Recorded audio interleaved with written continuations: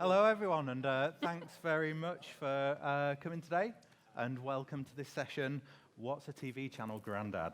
And what we're going to try and do today is try and unpick how the audiences of tomorrow and today are going to consume TV, and particularly documentaries.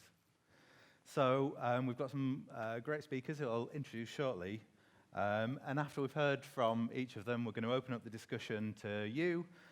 So if you've got questions as you go along, please save them up, and we'll do those at the end.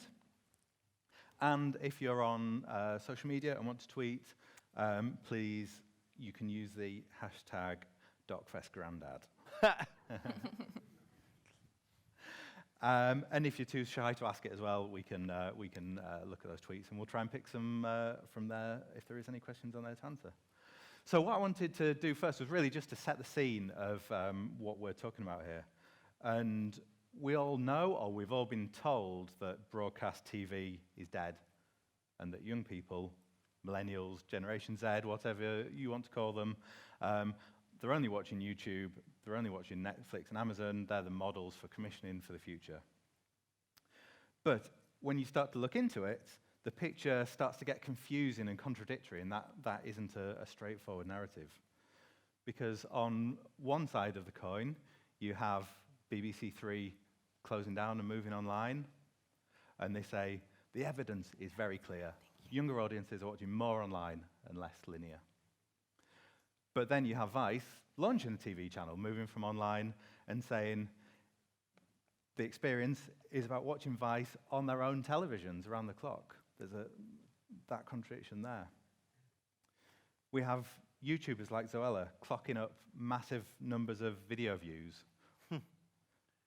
while broadcasters like Channel 4 spend millions on original content. But when that translates into actual views, All 4's original content versus how many views Zoella gets in a year, that is a complete contradiction.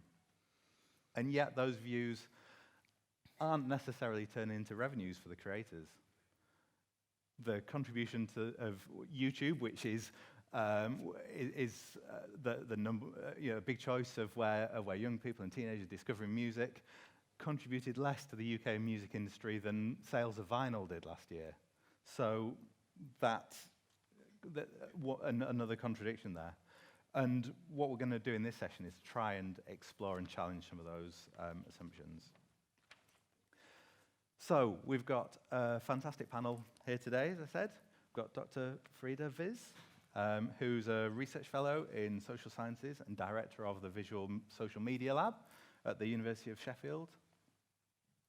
And she's worked in this area for over a decade and has examined in the research big data and social change. We've got Simone Dembitzer, who's a member of the DocFest Youth Jury and is our official young person here today. So she's going to give us, she's consulted with every young person and is going to be representing their single view here today, but she's going to be bringing some a first-hand experience of how young people and peers are consuming media. We've got Helen O'Donnell, who's marketing manager for BBC Worldwide, overseeing comedy, entertainment, and factual brands, including BBC Earth and Top Gear. And we have Jolyon Rubinstein, who's a filmmaker and performer, best known for the BAFTA-winning BBC Three satirical comedy, The Revolution Will Be Televised, which was a program so revolutionary that they decided not to televise BBC Three after it was on. And his new show is shrouded in mystery, due to air next year. So I will hand over to Farida to talk to us about some of the theory. Okay, well, thank you very much for the introduction. So what Nick and Emma asked me to talk about is to give you an overview of some of the recent industry trends to hopefully set the scene for what we'll be discussing afterwards. So what I've done is I've just had a quick look at 4 of the most recent reports that basically try to make sense of some of the contradictions that Nick has already highlighted, but also identify new trends. And most of these are US and UK based. But if you want to kind of follow along, these are the 4 reports that I'm drawing on. Comscore's recent US cross-platform future in focus report, Ofcom's annual report, what are people doing on the internet, basically adults, media use and attitudes. Mary Meeker's recent internet trends report, she does this kind of state of the union of the internet address every year in June, and people really pay attention to what she has to say. And then maybe some of you have had a look at Netflix recent survey where they've introduced a new binge watching scale, which I thought was quite interesting. So just some insight from those 4 reports and surveys to get us going. So from the Ofcom report, the kind of key takeaway is this quote, I think. The TV landscape continued its shifting of time and space with more delayed on-demand and digital viewing of TV programs than ever before, right? So basically what they do is they look back on what happened last year, and what they're essentially saying is, on-demand, delayed viewing, digital viewing is, higher than it ever has been, which, presumably to the people in this audience comes as no surprise. Now, if we move to the Ofcom survey, again, I've focused specifically on looking at what they had to say about young people, and the way in which these reports highlight young people is in Ofcom, it's 16 to 24 years old, and in some of the later ones, they look specifically at younger than 20. So here we're looking at people who are online. In the UK, that's 9 out of 10 people who use the internet. And there's a couple of things that I think are really worth noting here. It's a shift to devices, that people now mainly go online via smartphones and tablets. And this is particularly true for young people. Again, this doesn't necessarily come as such a big surprise, but I think it's important to realize that that's where we are now. We are no longer primarily going online via laptops and PCs, but primarily through our devices. And particularly smartphones are now the preferred device for 5 out of 9 activities online. The other thing, and this is really relevant for this panel, of course, is the way in which we watch video clips, and particularly short video clips on smartphones. So if we look at the demographic that is particularly important for this panel, and Simone may attack me immediately to discredit some of these top-level insights, is the 16 to 24-year-old bracket, right? So specifically here, 73% watch short video clips online, and this is particularly on YouTube, and also 52% watch whole TV programs and films online. So this is really, these are quite high figures, but again, as Nick said, there are stories behind this. Even though these percentages are quite high and specifically focused on a particular demographic, it's important to unpick what goes on behind these statistics, of course. But I think what is worth highlighting here, again, if we specifically focus in this table on that age group, 16 to 24 years old, is the rise, 64%, of watching short video clips online on a smartphone, right? So this is quite a high percentage, and this is rising. And what is going down is the viewing on a laptop. What is going down is the viewing on tablets, right? So one of the things that I think is quite interesting is I feel the kind of the willingness to watch quite a lot of content and long content on a very, very small screen, right? So the way in which we think about content creation and the stamina that people apparently have to watch, quite large programs. So this is looking at short clips, but this is also the case for TV programs, right? So if we look again at that age group, 16 to 24 years old, the one really worth watching here is the rise to 30% of what people are willing to watch on a smartphone, right? Because what we're looking at here is TV programs and films, right? I think this is kind of counterintuitive. I don't think 5 years ago we would be able to have predicted that people would be willing to watch a whole film on a really, really small screen, right? So the screening experience, the viewing experience on relatively small devices that we carry with us all the time, I think is also really worth noting here, because you can carry an iPad with you or another tablet, but people watching on smartphones is really, really going up, which I think is really interesting. The other thing that's really important here to highlight is the way in which content is accessed, and it's now mainly accessed through apps, right? So it's not just that we are accessing the internet through a mobile device, but we are also accessing content directly through an app and not a web browser. That's another major shift, right? And so again, the apps that can play into that are really, really important. And of course, again, YouTube is very important here in terms of watching short clips, but also in terms of watching much longer programs. But if we take it out of that demographic, 3 out of 10 adults also use their mobile phones to watch TV programs or films. And also watching via different broadcasting services, so iPlayer and so on. So accessing content through apps, may that be iPlayer or the YouTube app, is really significant. Now, if we look at specifically, again, what this demographic of 16 to 24-year-olds are doing, music videos has gone up significantly to 81%. But also, and this is something Nick already mentioned, vloggers like Zoella are really rising as well in this demographic. So 20% of users who watch content on YouTube are watching vloggers. So these are I think important statistics as well. Now, if we move on to Mary Meeker's insight from the Internet Trends report from earlier this month, is, again, she highlights the ongoing rise of visual. And so visual here, she combines video and still images.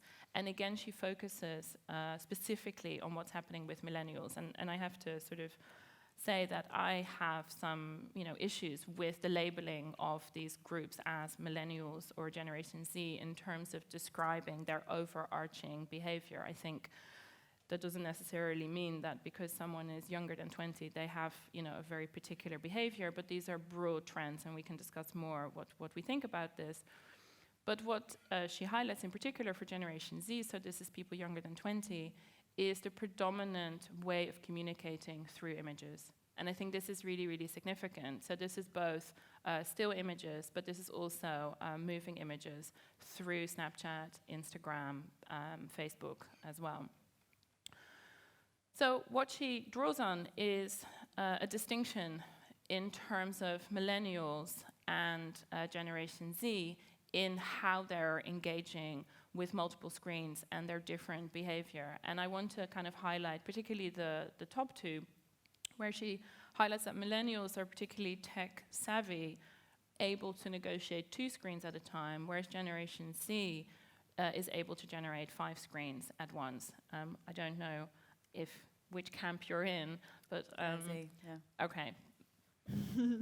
we can question these statistics later, but that's quite a jump from 2 screens to being comfortable negotiating 5 screens at once. And again, the shift from communicating predominantly through text and moving to images, and then images in all sorts of different ways.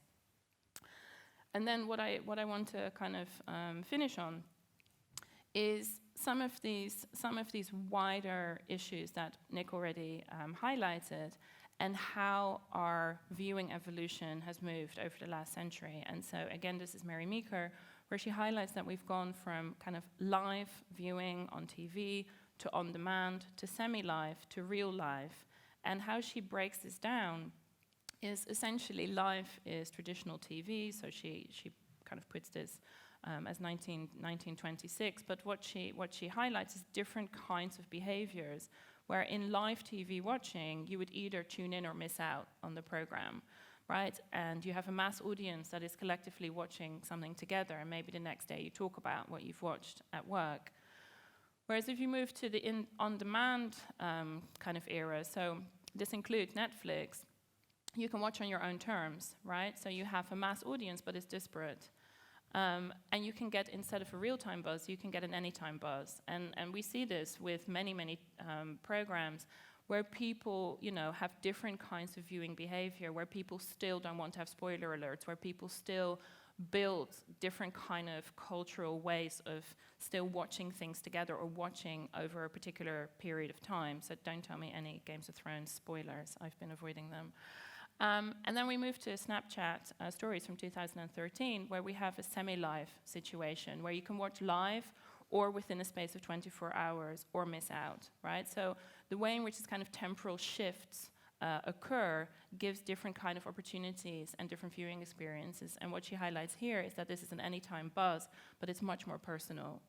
And what I think is really interesting is the column, the final column, where we have a re-emergence of real-time and live, but a hybrid version, and now particularly typified in Periscope and Facebook Live, where you are able to tune in, but you are also, so you're able to tune in live, but you're also able to watch later on your own terms, right? So you can create different kinds of viewing experiences where you have a mass audience appeal, yet you can also create a more personal experience. And particularly if any of you have tried the Facebook Live options, is there's also opportunities to comment and engage in different ways. So I think what's very interesting here is the rise of social networks. And I think in terms of thinking about where all of this is moving, what I think is really, really important is to see, if you look at the statistics from April, is just how many of these platforms and apps are owned by Facebook, right? So Facebook now has close to 1.6 billion users,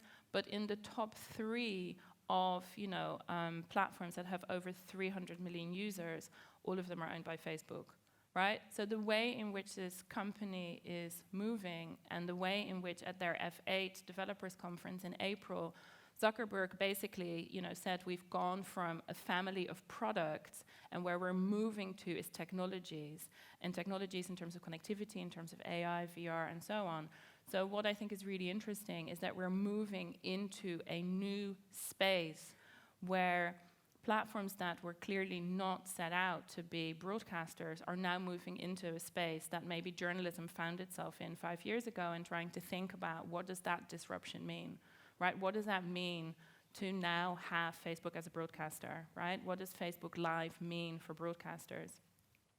And then finally, to end on the new binge-watching scale that Netflix has introduced, is also different ways of measuring engagement, right?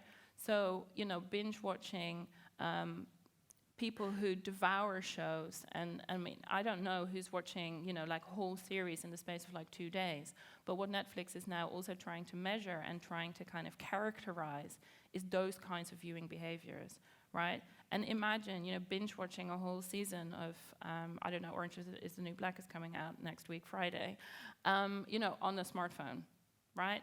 These are really kind of very interesting developments in terms of content creation for different devices, but also within compressed timescales, live, or or at viewers' own discretion later on. So I think that's tons and tons of stuff to get into, and much to criticize, I'm sure. Great, thanks very much.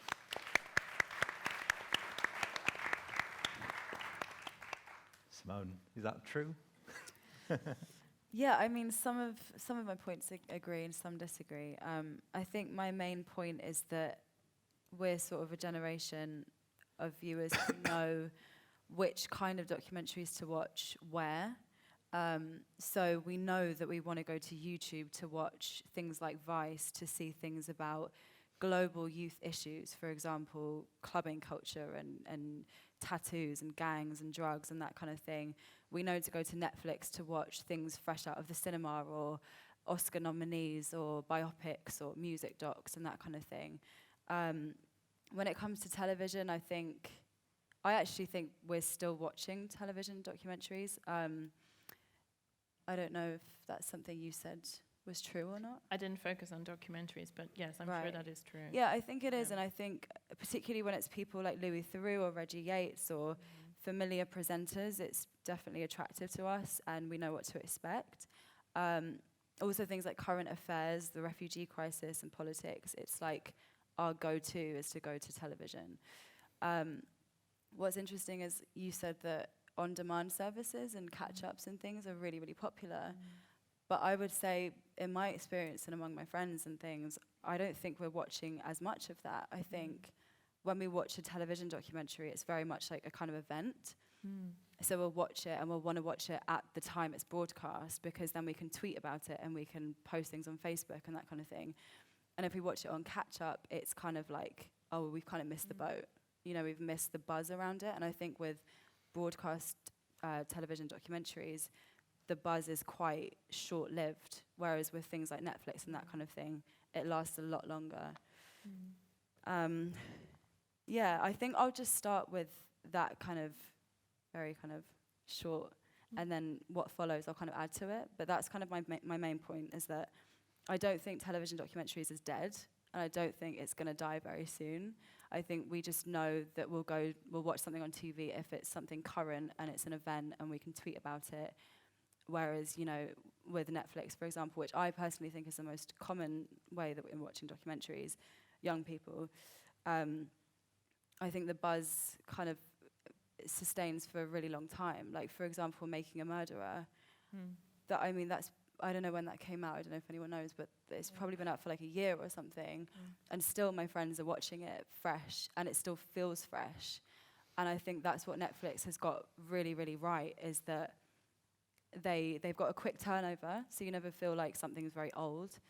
And yeah, I don't know what it is about it, but the hype around a certain film or a certain documentary series like Making a Murderer, it kind of lasts a very long time, so I don't think you ever feel like you're too late.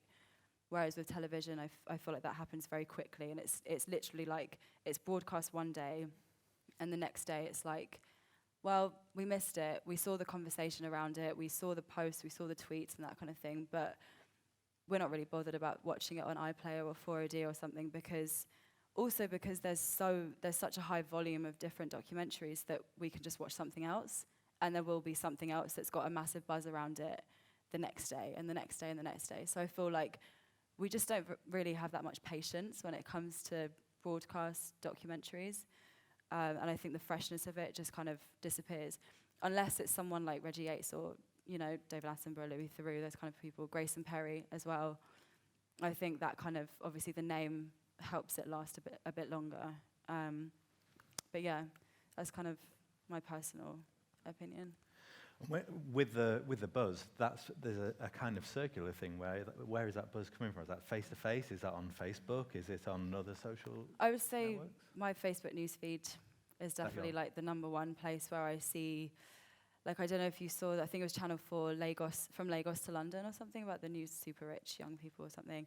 And that was talked about a lot on my Facebook newsfeed, and things like the Grayson Perry documentary and the Louis Theroux and all of those kind of things. Like, people really, really like to discuss it on Facebook and Twitter and that kind of thing. And I think, yeah, when people see that, it becomes more of like an event, and you do want to see something at the same time as your peers so that you can join in that conversation. But yeah, and the same actually for YouTube as well. It's a different kind of thing. I think you don't really feel like there's a time limit, or that you need to watch something at a particular time. It's like, it's always going to be there.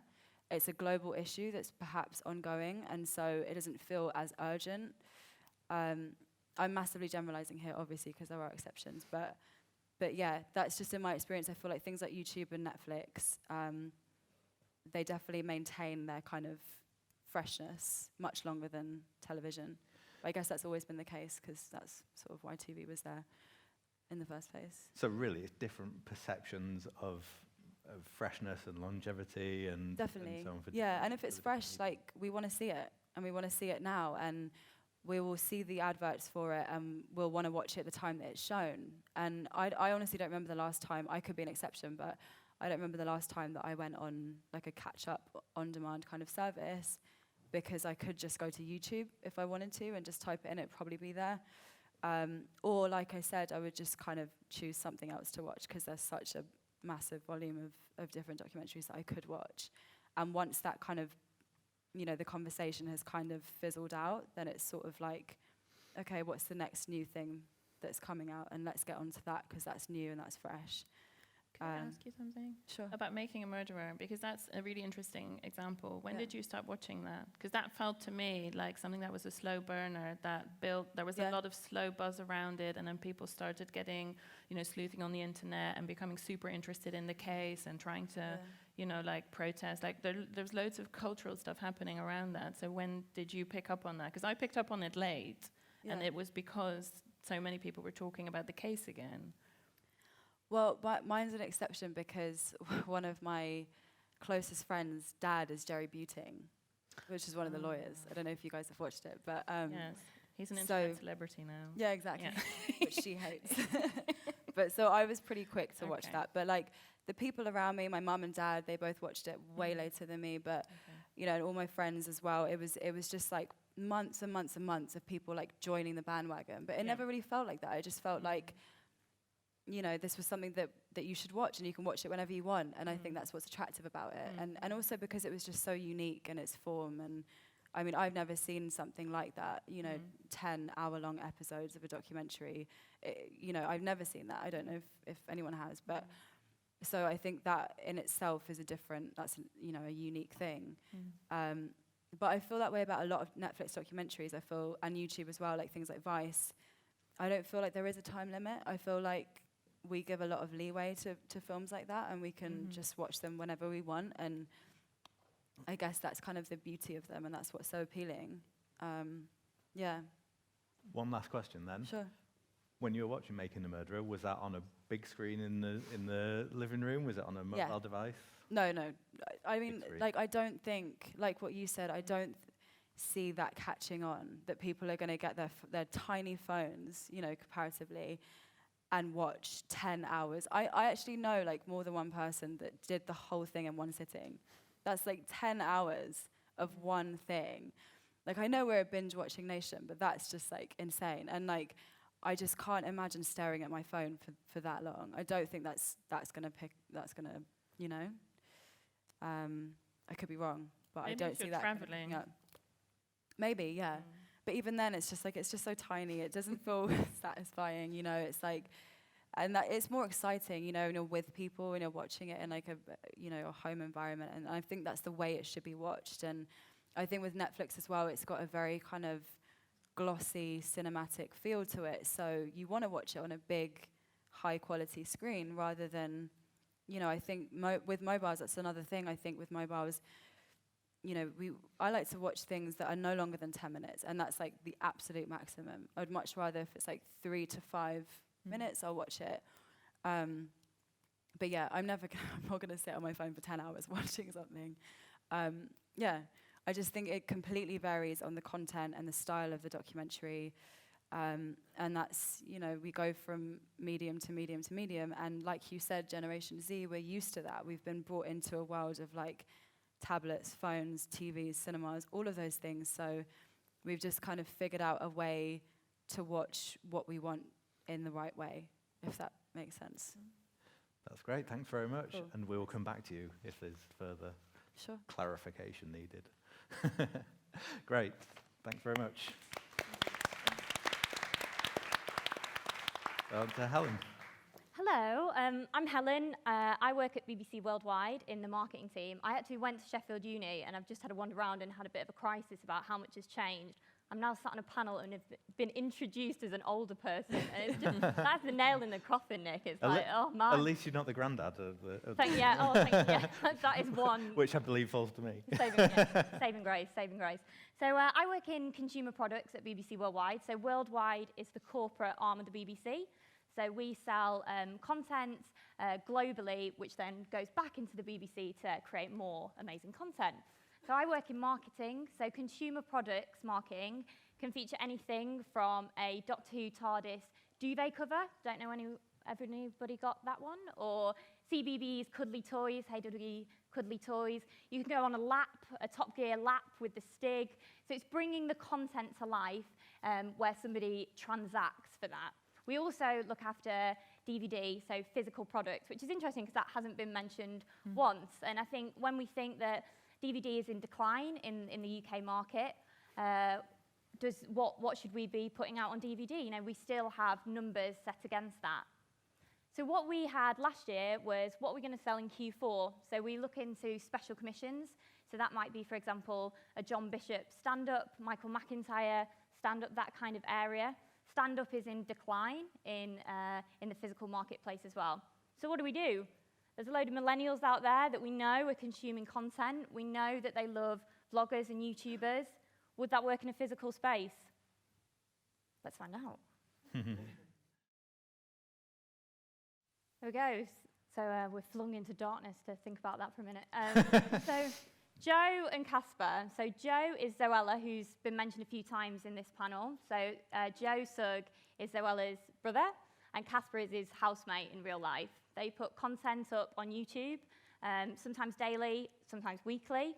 It features prank-based content, so them pranking each other. And that's them two. They are digital superstars. So they have, since I've made this sizzle, their subscribers have already gone over, which is crazy. They are experts with Snapchat, Facebook, Twitter. So they're not just YouTube stars. They are digital, across the board, know how to communicate. And they are communicating with their audience almost on a second-by-second basis. You can know what they're doing. So would it work? Could we do it?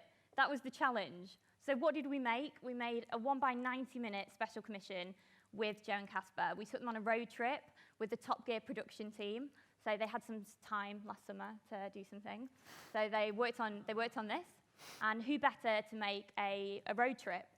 Casper, so the conceit of the show, Casper has never had a proper job, which is true, which again slightly pains me. So his life has been a YouTuber. Joe, however, used to be a roof thatcher. So again, if you were their target audience, you'd be like, gosh, I know this, because you know their lives, you know everything about them. So Joe used to be a roof thatcher and then started in YouTubing. So he's had a proper job. So at the beginning, they set themselves a mission to go and find Casper normal jobs. So they go out and try normal jobs on a road trip around Europe in a camper van. So it's like the dream gap year scenario for a millennial. You know, it is cool, that camper van that they go to, and they try their hands at different jobs and see what they learn along the way. So this was the show. But how do we reach those fan base? So like we just said, you know, you want it right now. I know what they're up to. So we took their phones off them. So for a week, Joe and Casper didn't communicate with their audience. They said before they went, we're working on a special project, #Project Jasper, and we're not going to communicate with our fans. So what did the fans do during this period? Well, let me tell you, they went mad. So #Project Jasper had 14 million impressions on Twitter and was growing. It was a trending topic.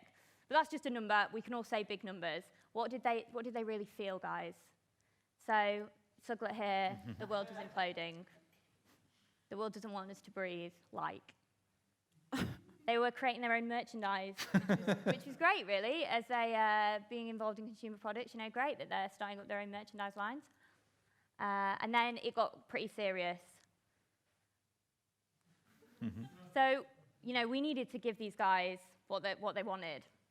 So we revealed through a YouNow stream, so a live stream with their audience the day they got back from shooting. And they told their fans, they put them out of their misery as to what it was. And they said, we've created a film, and it's going to be out on iTunes to download and DVD. Is it a risk? Yeah, it's a risk, because, you know, they get their content for free on YouTube. And like we've just seen, it's all short form. So are they even going to sit through a 1x90? We sold out of our Amazon pre-order in 90 minutes. Oh my God.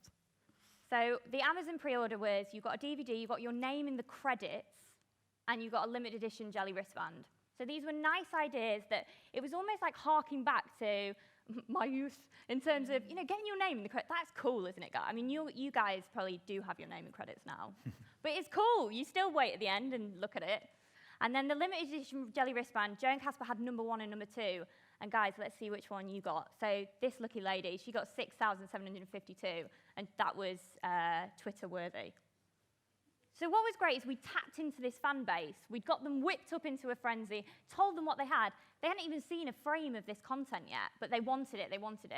But we wanted to make sure that we build Joe and Casper as household names.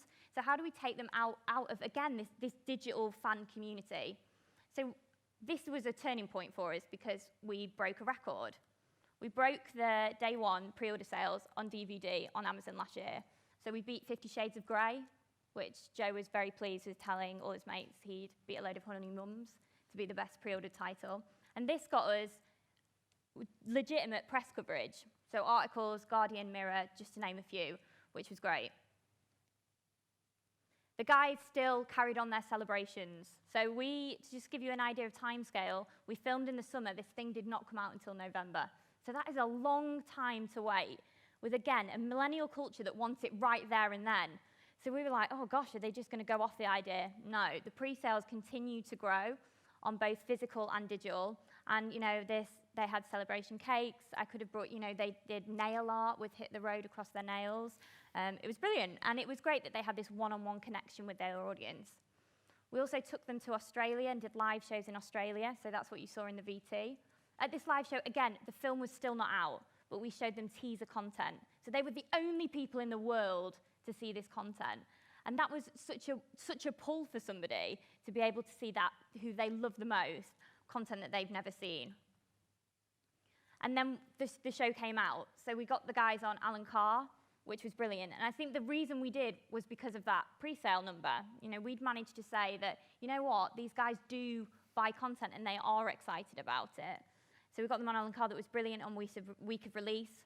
They did a tour of HMV stores. And then how else would you launch a film? Leicester Square. So we booked Leicester Square. We did a red carpet premiere. These guys are the glitterati of YouTube. So don't know whether you guys can shout out their names, but we've got KSI, Tanya Burr, Zoella and Alfie, Naomi Smart, Sprinkle of Glitter. And this, again, it was a moment for the YouTubing community. We streamed it live on YouTube. So again, we were giving fans free content so that anywhere throughout the world you could see this content, which was great. They saw all the talent go inside, and it was crazy. Like, we were having health and safety meetings the day before because kids were camping out. And this is somebody that, when you talk, some people might not have even heard of them, and there are kids camping out in sleeping bags in Leicester Square. So that was like a sleepless night for me, like, oh my gosh, I hope they don't perish. Mm-hmm. And then this was them on a HMV tour. So yeah, this is just, I'm kind of the antithesis, I think, to what's just been said.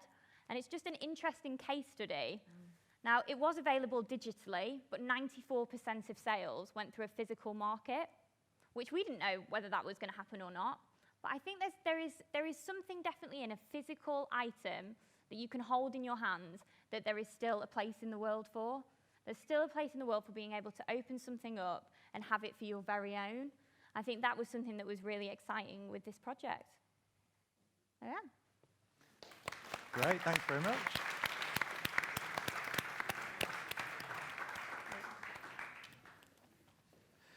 Great, I'll hand over to Jolyon. Hello, my name's Jolyon Rubinstein. I wear a number of different hats.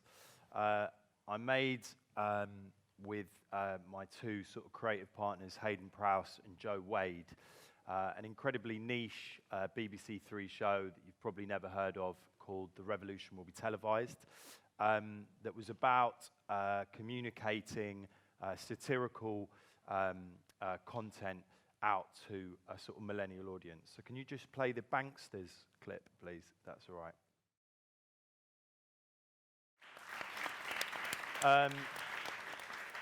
I come from a background where Hayden and I had grown up together. We went to university, studied politics and philosophy concurrently, and Don't Panic was Hayden's first proper job. Don't Panic at the time, I don't know if anyone remembers the sort of like manila envelopes outside clubs where you used to get flyers. But when YouTube was invented, we started trying to drive traffic to the site. And the way that we did that was we actually started to create content that felt relevant to the conversation that was happening at the time. That clip is from a television show, but the actual initial clip was released in the wake of the bankers scandal in 2008 as part of a conversation to start an idea that, you know, there was a huge issue around that and huge public anger. And what we were trying to do was sort of flip political issues and appeal to an audience who might not go to Newsnight or any of those kind of places. So we then started amassing content online. We started to, that video I think initially got about 750,000 hits when it first went up, before our really cool, really clever content manager deleted the video initially, which is great. And you know, he's got one of those content managers, I'm sure can understand what I'm talking about. So we then started making the show on television. And why I say I'm wearing two hats today, in a way, is because I want to talk about a very, very niche show and how we flipped it. But what I'm really here to talk about is how you make content that's really shareable. So can you just show most shocking second day, please? So this is a video that we made to memorialize the 4th anniversary of the Syrian war for Save the Children. So yeah, pretty harrowing stuff. But that film currently stands at, I think, about 56 million views. It's our most viewed piece of content. And it won a Gold Lion in Cannes 2 years ago. But they actually both work on exactly the same premise, which was we flipped the story and we told it in a different way that we thought would appeal to a younger audience.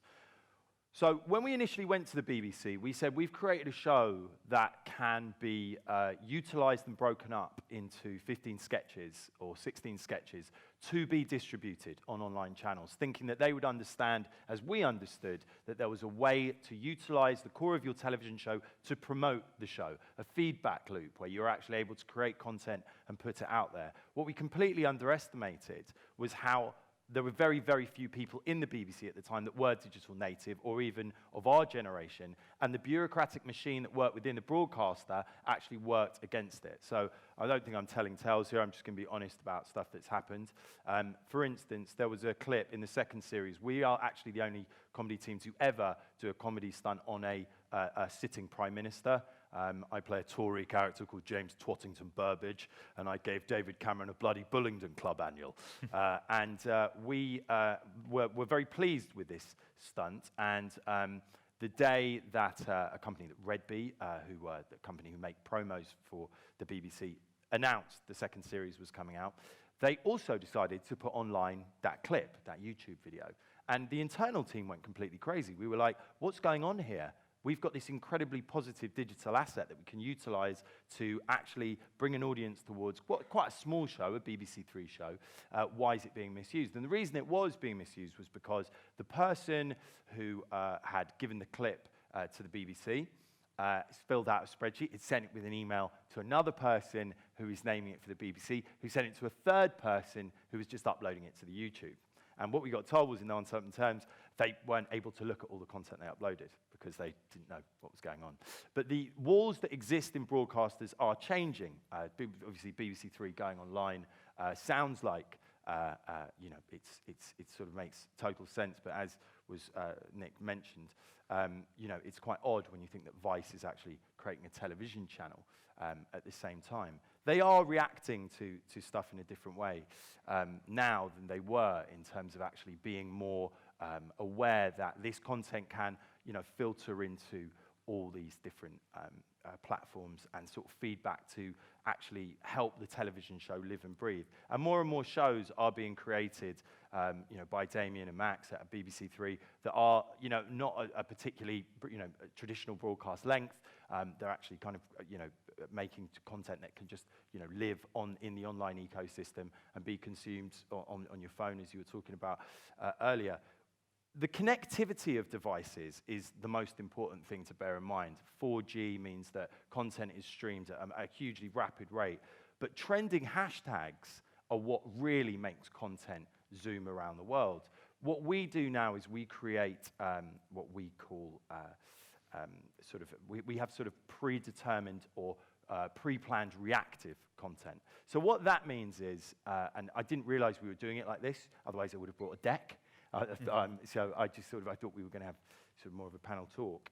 But what that is it's content that is meant to hit one or two trending hashtags simultaneously. So there was a time last year where we put something out at the same time that House of Cards and Game of Thrones was coming out, called House of Thrones, because the whole point was you can get involved in two conversations simultaneously.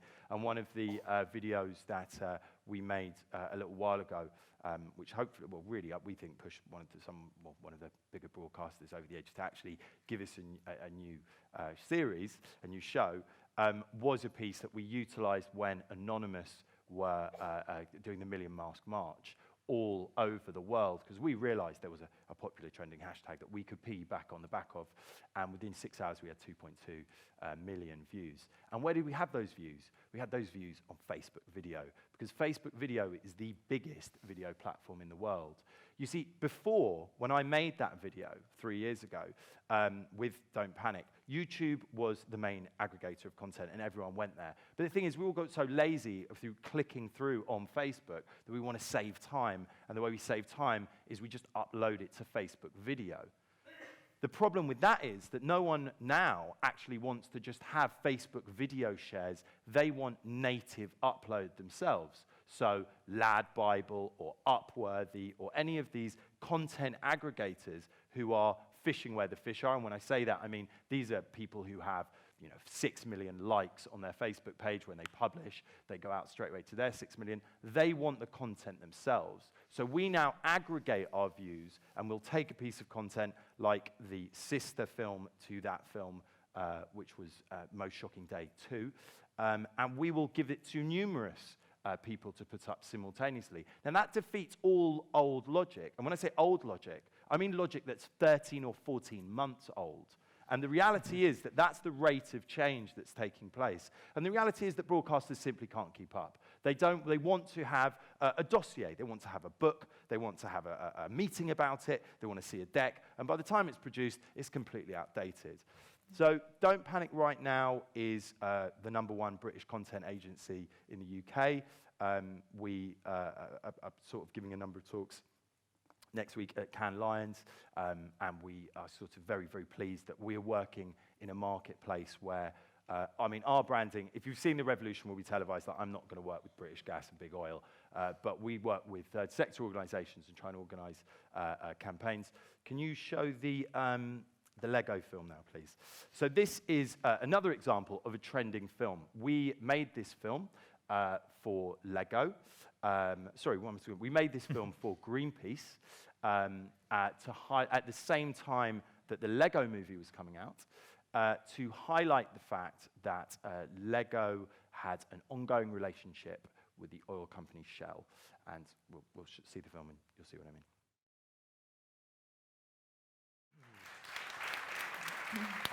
I'm very proud of that film. The film itself got over 9.5 million views before it was taken down for a copyright breach that we had planned, because we used the song from the film on purpose. Because YouTube has an algorithm that detects the certain song, and then the publishers got in contact and said, "It's unbelievable, you used our song." We said, "Yeah, we know we've used your song. We've used your song to highlight that your song shouldn't have been used." And we had researched the writer of the song, and we knew he was quite liberal-minded. And what happened was, what we thought would happen was, it caused a lot of controversy. He came out and he backed us. The more eagle-eyed of you will have noticed that Jon Snow from Game of Thrones, Hedwig from Harry Potter, and Master Chief from one of the biggest computer game franchises, Halo, were all in that film. These Easter eggs that you put online create huge contact with pre-existing communities online. And what's amazing in a way is we've had this whole conversation, and the whole time in Sheffield we've been here, no one's mentioned Reddit, which is the biggest website in the world. And there are subreddits. So there's a Game of Thrones Reddit, there's a Halo Reddit, there's even a Revolution We Televised Reddit. This big.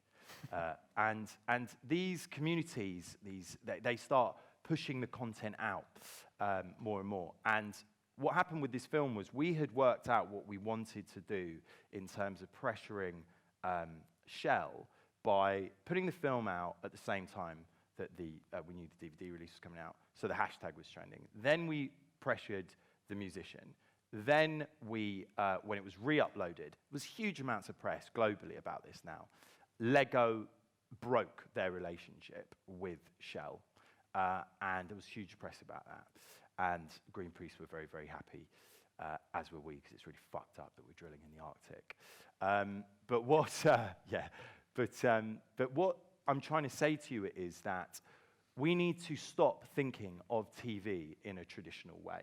It's just as important for a television program to have an Easter egg in it as it is for a piece of content, because your audience is the same. Content is content.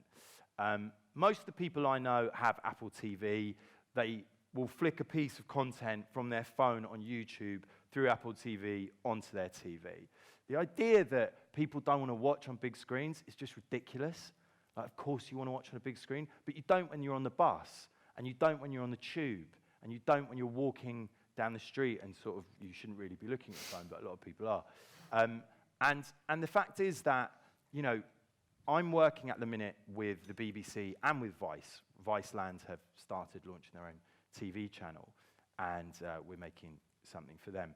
And we are absolutely sure that we've got to be really, really clear in this time of austerity, when these large statements are made, when £50 million was moved from BBC Three's budget into drama at the BBC, that we don't kind of, let's be real about it. You know, that is the austerity that's taking place at the BBC. That is not a trend. Young people aren't just, BBC Three going online is great in a lot of ways. There's a lot of young production companies that are going to hugely benefit from the boost in revenue, because other production companies like Objective and Hat-Trick, for instance, aren't going to make as much comedy content for those channels, because BBC Three is going to look at new up-and-coming companies, and that is really exciting and really positive.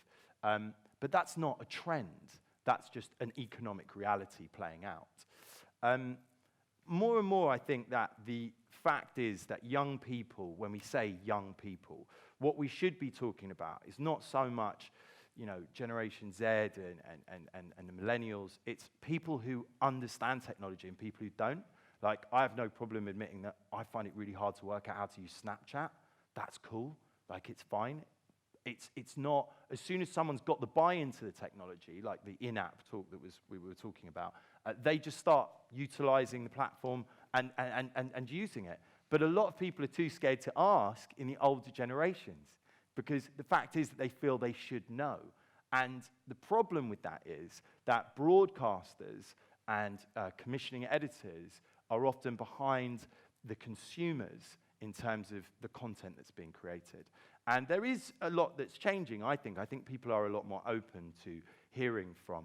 I did a panel earlier today with a load of bloggers talking about how they could inform documentary making. Documentary making is just great storytelling with a heart. And it doesn't matter what platform it's on, as long as you understand that there are these new tools to hook into. Like, you don't have to put P&A into above-the-line spend on a film. If you connect with a hashtag that's trending, that'll probably hit more eyeballs than any of those advertisers will. And all of the social media channels will become video content creators. I'm sure a lot of you are aware that Spotify have just started commissioning original content in America. Now, they're a music platform. So what are they doing in video content? Well, of course they're working in video content, because that's a 4K screen and a camera. So the idea, the old Chinese walls are falling down, content is content. Let's have a laugh and look at one more piece. This is us doing over Bill Clinton and Sarah Palin. Can you play James and Barnaby Visit the US, please?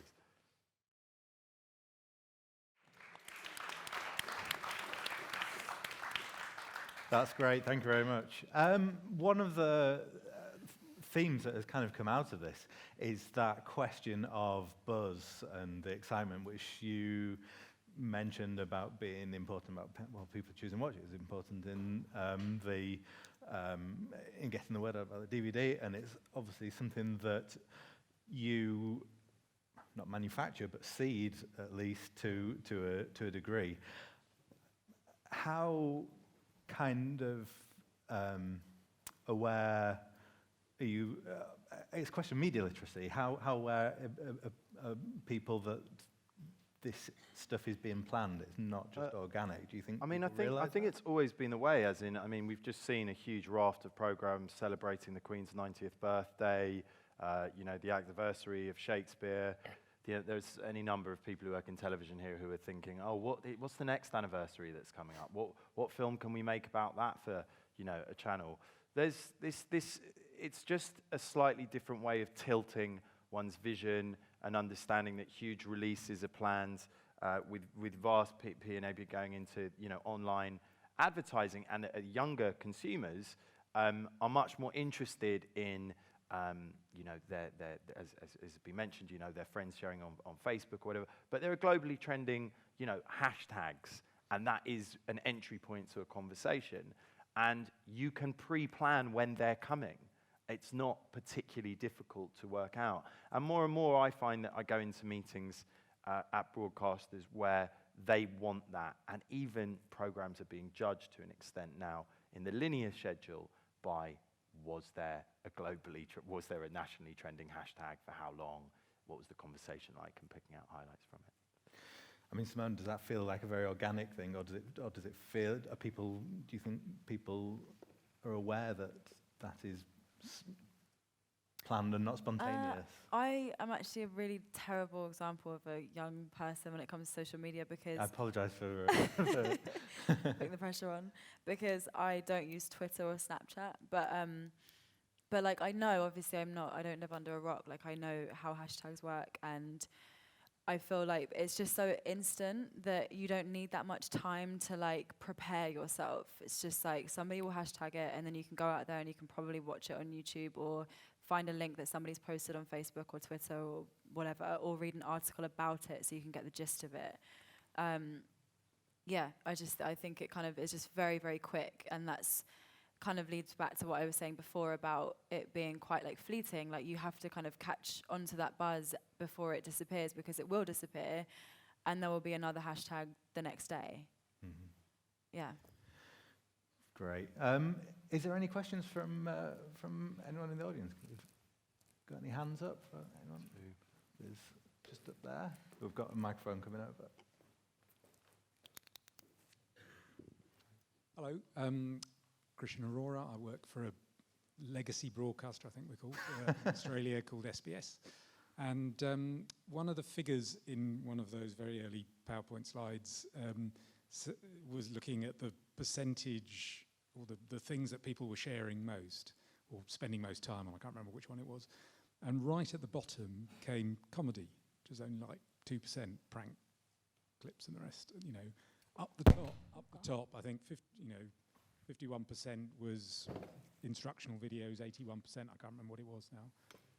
But Music right videos. Music videos, right. But right at the bottom was comedy, which brings me to ask Jolyon, why are you doing comedy TV shows if those don't get shared, or if that evidence shows that they don't get shared? And why aren't you making programs in the style of, the Lego advert, or the fantastic Save the Children one, which I wasn't aware had been you until I saw it? Why aren't you giving people like Simone that, rather than comedy pranks? I mean, it's an interesting question. I mean, I was a massive fan of Chris Morris. I never set out to make like a broad comedy. Mrs. Brown Boys is huge, but I think it's shit. Do you know what I mean? I was making a comedy for a niche, and I'm currently making a comedy right now for two, but for different broadcasters who, it's political satire. It's because I'm an activist. It's not because I'm trying to be a commercial endeavor machine. That said, I would massively dispute that figure. I mean, ultimately, Snapchat comedians, Dapper Laughs, there are so many analytics that aren't properly being measured yet, because a lot of the time, the engagement rate, which is the amount of views versus the amount divided by the amount of shares, is not really, that's what we look at as an agency. When we go to people, we look at the share rate versus budget, and it depends what your message is that you're trying to put out. I came to broadcast television after making highly shared videos online that were comedy. We made the most shared arts video, which was called Can I Be Your Friend, which was a comment on Facebook. But then we bolted that together to come to broadcasters, and they have completely different analytics. The huge money at the moment is going into things like social experiments. There's a guy called FozzyTube on YouTube who does things which are quite powerful politically as well. There was a one where he showed a white girl walking down campus, and then a girl in a hijab walking down campus, and different kind of abuse they got. She did another one in Santa Monica where there was a girl wearing yoga pants, where he kind of like got out his arse and showing sort of sexual harassment. And they are massively shared videos. But I think at the moment, broadcasters, but platforms like Netflix, platforms like Amazon, they're looking for depth of content. And that's often comedy drama, which comes under comedy like drama rather than just comedy. And sitcoms are or what we would have traditionally looked at as sketch shows, seem to more belong in the linear schedule rather than those kind of things. Can I say something Yeah. about the statistics? There's also something really important about the Ofcom data being a survey. So that's really important. It's not Survey. analytics, it's not metrics around engagement, right? So there is a really, really important difference in terms of what you're measuring when you're asking people, what do you self-report as an activity versus analytics in terms of shares and so on. But I think on the analytics side as well, so this is what we do in the lab, is you have to be, I think, very careful about those metrics because they're highly gamifiable in terms of likes, in terms of what you can soup up in the metadata, in terms of what a share actually is, in terms of what these different platforms actually measure, what is a view, and so on. So I work a lot on the platform side as well, and I think if you look at Facebook, how a Facebook view is counted versus how a YouTube view is counted. Yeah. Once you really start to unpack those metrics, you're in a completely different kind of quicksand. And of course, the way in which these metrics are mobilized, and this has not been criticized at all at the panel yet, is what we tend to throw around is so many million views, so many million shares. What does that mean?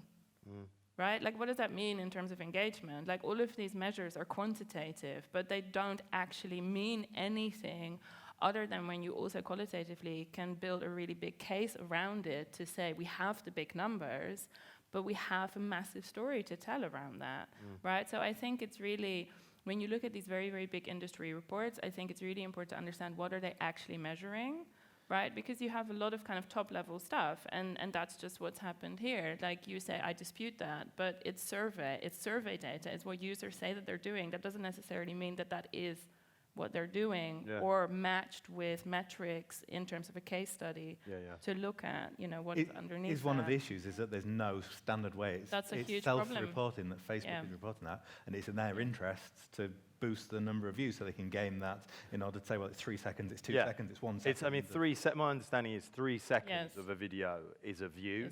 But the thing is, as soon as you're on Wi-Fi and you're just rolling down your Facebook feed, it'll just start playing automatically. Yeah. So the idea that you are actually viewing it. I don't know if I agree, though, about share rates, because I think this is important. I mean, when we make any piece of content, we say, would we share that? And I think that is something that is worth thinking about.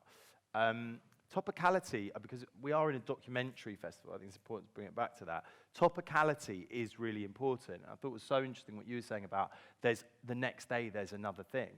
And that is the reality. But at the minute, you have, say, a 2 to 4 week period where Euro 2016 will be trending every single day. And I think that there are certain conversations that people are now really realizing that they can enter with really different kinds of content. Like, I know for a fact there are 2 comedy teams who've gone out to Euro 2016, one of the most successful YouTube channels. And when YouTube started doing partnership programs, most of which went completely tits up, one of the best ones was with a channel called Copper 90. They make football content with no football in it. As in, there's no matches, there's no highlights, it's just Gareth Bale running around a ball or kicking it into the net and then talking to some kids in Brazil or whatever. I'm sure it's more than that, but But you see my point, is there are ways to kind of get into it. Specialist areas exist, and there are times of the year when they become more relevant, and I think it's about creating content around that. I don't think that television really wants that to be the case, because TV, and particularly commissioning editors and sort of channel controllers, are still like, well, look, we just run TV. I still think there's a bit of a reticence in some of the channels really to kind of get on board actually really going with this logic. I mean, I don't know, you have this experience in Australia. Documentaries that are being made by people in this room and shown at this festival, how do you get them trending or Well, shared or clicked? It's really difficult. I think partnerships, you know, I mean, the documentary about the gorillas in Virunga, for instance, I think there was some partnerships there with worldwide, with organisations like WWF. I think it depends. The thing about the online world is there's communities of everyone. Like if you want to talk about like sewing bees, there is a community for that online. And there are stakeholders in that community. And those stakeholders have an audience. And that is kind of where you need to sort of think. It's fishing where the fish are, no matter what it is. Yeah. Sorry, can I just ask one more question? How do we get the EU referendum trending amongst... Yeah, I know, I'm sorry. Oh, it is. This is just my bugbear that nobody's... It is massively. It's just they probably won't vote because they can't vote online. No one really understands why. 7 out of 10 people, young people, apparently want to vote to remain. 66% of Londoners won't even bother voting. It's pretty scary stuff. Great, we had another question up there. Hello, Christian. I have 2 questions, but one for each. Ms. O'Donnell, this for you, Mrs. perhaps. This cooperation with YouTubers, financially, you don't have to give away the whole deal, but how do you recommend going about that? Was that also a risk? Did you have to pay them a lot, or was it a sort of shared risk with those people? How do we in Denmark or other places approach these YouTubers so they can actually think they can benefit from cooperating with the BBC? And with Mr. Rubenstein, this very, very touching Save the Children film. I really was happy about it, or whatever you say. But could you also see a trend in how much money it got in? I mean, was there an increase of donations when the film was shared? Those 2 questions I had. So, Helen, do you want to... So when you're saying about how do you incentivize digital talent, I think you incentivize them the same. They're just talent. They're just on another platform. So how do you incentivize any talent? It's the same way. So yeah, there is this. There's a money question. There's also a passion question. So is it something they're interested in? Is it something they want to do? Is it going to take them somewhere in their career that they're not currently doing at the moment? So I think they're just the talent of now, and that's their medium that they're on. So that's how, you know, there was a number of factors in terms of, you know, they got to work with the Top Gear production team. Great, they weren't doing that currently, doing content in their bedrooms. They did a long form piece. Well, we all know there are differences in terms of making a 10-minute film to making a 90-minute film. So we took them somewhere where currently they couldn't go. But that's like talking to any talent, really. So yeah, same way. And there are agencies that you can talk to that look after digital talent, like any talent agency. As part of where that story has gone on to, with it being sold as a series to E4 now, is that correct? So was that part of the goal, part of the plan from the beginning from the talent? So Hit the Road was split into 2 and put onto E4, so it was then a 2x45, which we know is not incredibly great for broadcasters. They want a whole series. But it was just really interesting in terms of this content lived for so long in terms of, you know, it flipped the balance in terms of going on DVD first, iTunes at the same time, and now it's got a linear platform for it. Well, who just thought that would have happened? I'll just add to that as well. It's kind of following on from what you asked. I think that's what's really, it sounds quite obvious, but I think that's the most important thing for young people in particular, is to feel like they can access something on various different platforms and in different lengths as well, because like I said, we don't want to sit for hours watching something on our phones, and we have more time to invest in watching something on a big screen, etc., etc. So with the YouTube thing going onto TV, like, that's attractive in itself, the fact that it's covering a lot of different platforms. And I think the more you can try and do that and spread it across, you know, all of the mediums, if you can, then that's what's going to get our attention, because that's what we're used to in this generation. Just to add to that, I think there is an argument, and it's one I literally am having at the moment with the head of production at a production company I'm working with, to consult talent who work online about granular approaches to seeding your content early. I mean, if it works for Zack Snyder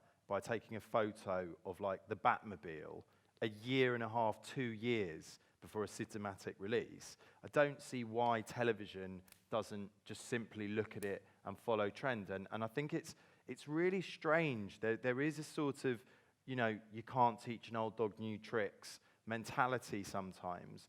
But then again, all organizations are just individuals, and you'll find one individual who's suddenly going, yeah, obviously you should do that. But there are legal problems with seeding content online with programs before their terrestrial launch, before their window. And, you know, more and more I think that, you know, some production companies really get it. I mean, you were talking about agencies. Gleam is a huge, is actually Little Dot, who made Rise of the Superstar bloggers on BBC Three. You know, they approach it like that. But it's difficult. I think you've got to get people engaged. So at a contract stage, it's not that there's 2 days PR or something like that. You know, you think about your social strategy, think about how you're going to seed it out and how the talent can be engaged when you're making the show, as opposed to it being an add-on. Yeah. In terms of, just in terms of the Syria thing that you're saying, very, very sadly, obviously, you know, very little has changed in Syria. In fact, it's got a lot worse. Sort of a very strange feeling when we were like told, can you do a sequel to that? And we were like, yeah, okay. It's just so depressing. It's unreal. There was a huge spike in donations. There was mass global coverage. And I still think it's the best tool in a time where the racism I see on television disguised as worries about immigration constantly is outrageous.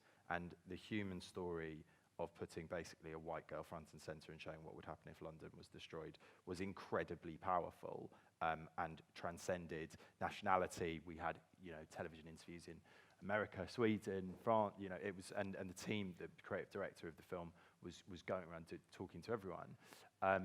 But really, what we were making sure we did with the message was that was a high-res QuickTime that I sent in. If you're watching it on YouTube, immediately there will be buttons that were popping up during the video to, you can share this like that, you can donate to this like this, do you want to learn more about the conflict? And I think that that's also, when you're making videos online, you know, you plan in the time it's going through, which is, that's just over a minute and a half, it's a minute with the bit in the end. But we would work out, you know, after 15 seconds, we're going to put that button up. Can I ask a quick follow-up question on We'll have to do Syria? it really quick because I'm we're really just out of time. curious if you're going to do any work to actually find out how much impact that video has had. If I'd known the format was like this, I have huge amounts of analytics that I would have brought up. But there was, I mean, it was an amazing share rate. There were, ultimately, we had certain, I mean, it's weird because, you know, Aston Kutcher tweeted the video and that got another 8 million shares, you know, like, so long after we had tweeted it initially, and we got, because we were working with a charity that has lots of institutional investors, they have a list of people that we initially went out to. But, you know, even organically, and there was a bit of paid behind it as well, but organically it just took off.